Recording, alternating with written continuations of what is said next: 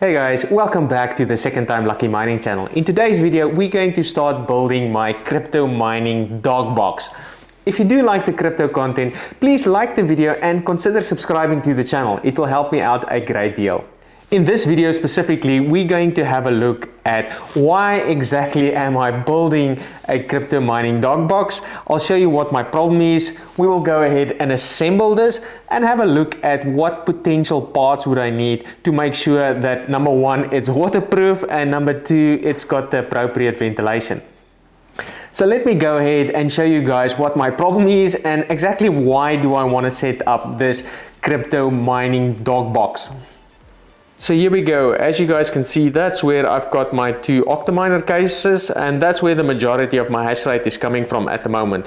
As you can see here, right next to it here on the left hand side is exactly my front door. So anybody that comes and visit us would be greeted, number one, with a nice burst of hot air, which is great now in the winter, but they would also be greeted with some noise. And that's really why I want to build the crypto mining dog box, is number one, to move these two Octominer cases into a separate area that at least the noise is outside of the home.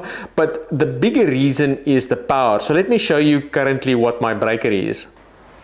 Okay, so here we are in the garage, and normally my two Octominers would be one on the left here and one on the right, and it's right behind my actual panel here. And if I go into the panel, I'll talk about what my problem is and exactly what I'm trying to achieve. So if you have a look at this, and this is my main issue, right? This is a rented house and the owner doesn't want to supply me any more breakers or any more amperage. So what that means is I need to make the best out of each one of these breakers that I've got available, and to make it in such a way that obviously I don't go over the 80% rule, but I'm able to split my actual power usage across the various 20 amp breakers that I've got.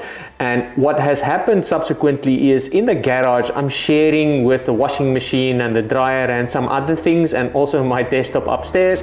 And what I'm finding is in some cases, the power would just trip. So what I'm trying to do is at least move one of the Octominers onto another breaker. So specifically at the moment, I've got, as you would have noticed, the two Octominers in the house, and that's on this General Lights 20 amp breaker here. So there's not a lot of high ampage components or appliances on there, and that's why I've got the Octominers there. But that's obviously not a long-term home for it, because number one, it makes a lot of noise and it's in the middle of the house, right? So it's great now, at least until we don't have visitors coming, and the heat is nice to warm the house, but that's not where it needs to go. So what I'm trying to do is at least move some of, or at least one of my Octominers onto one of these other breakers that would be where I would move it outside of the house where I've got extra amperage. So that's really what I'm trying to achieve.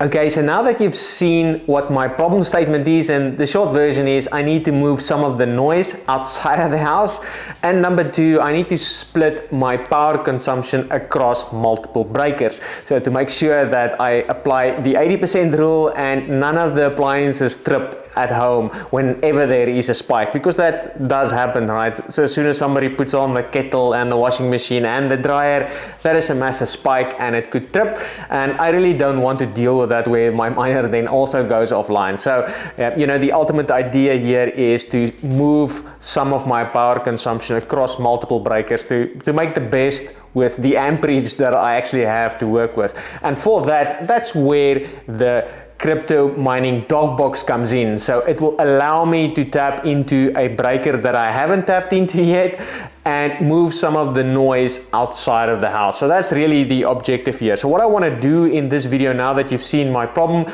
I want to go and assemble this and then have a look at some of the modifications that I need to make to this specific dog kennel here to make sure that, you know, I can actually put one of my Octominers in there without it getting wet and making sure it doesn't get too hot. So that's really what I want to achieve. So this specific dog kennel I've bought from a local retailer for 50 Australian dollars. So it's really cheap. It's made of wood, but the idea here is I just need something to, number one, keep my mining devices dry and make sure that it's got appropriate ventilation. So let's go ahead and assemble this so I can see how my Octominer would fit in.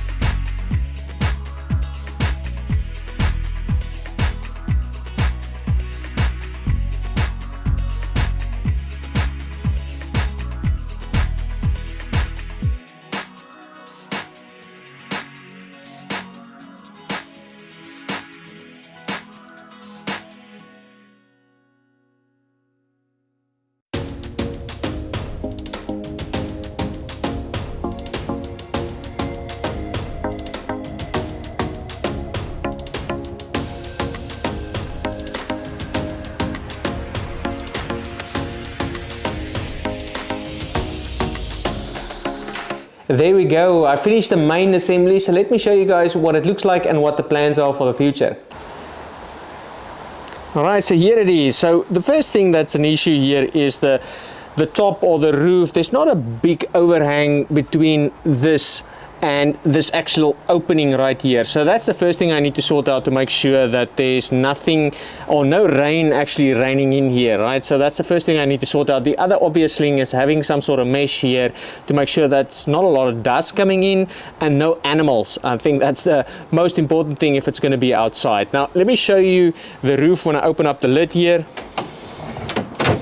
So here you can see I've got my Octominer in, and there's actually no issue if it stands upright like this, and that was what my thinking was, is standing it right here, letting it blow hot air coming out there, obviously from the exhausts from the Octominer. Just push the hot air straight out of that. And the thinking was, seeing that I already have a massive hole here, you know, that would mean the least amount of effort for me to push air out. Obviously then I would need to punch holes or some sort of place here. I would need to have some sort of intake to make sure that there's fresh air coming in. The other obvious thing here is this floor. It's actually not solid. The Octominer is actually quite heavy, so it's actually pushing right down. So I need to have some sort of reinforcement. The other thing is I'm thinking of lifting it a little bit to make sure that it's off the ground. So at least what I was thinking is at least this amount off the ground, so a little bit higher than what it is now. So if you have a look at what it is now, it's actually not a lot of space here, so I actually would like to lift it a little bit more, probably like that, to make sure there's a lot of space, and then there's actually cool air coming at the bottom. So that was the other thing that I was thinking about. So for now, you know, the main objective for what I'm going to do next is make sure that I don't have an issue with rain actually coming in this hole, closing it off to make sure that there's no bugs, sorting out the floor here to make sure it's rigid, lifting it a little bit higher, and having some sort of intake in here to make sure that the Octominer can actually get some fresh air. I don't think I need an exhaust, because if you've used one of these Octominers before, you would know it pushes actually a lot of air out this way, and having it stand like this, it will push a lot of air out of this big hole that's already here. So I don't think I need to have a fan actually helping me getting it out. So that's sort of the idea. If you've liked the video, please like the video and consider subscribing to the channel. If you didn't, please specify in the comments what you would like me to change. Otherwise, I'll catch you in the next one. Cheers!